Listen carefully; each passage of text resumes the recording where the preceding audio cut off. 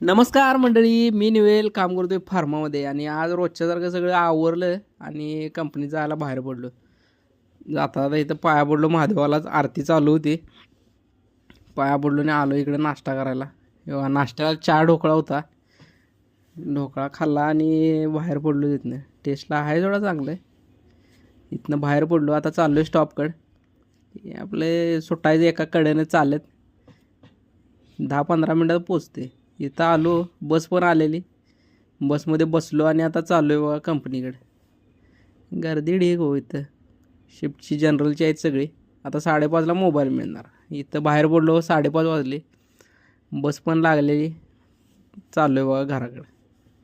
रूमकडे चाललो आहे, घराकडेच म्हणते. तर आलो, उतरलो आणि आता चाललो आहे मस्त बाई चहा प्यायचा आणि जायचं रूमवर.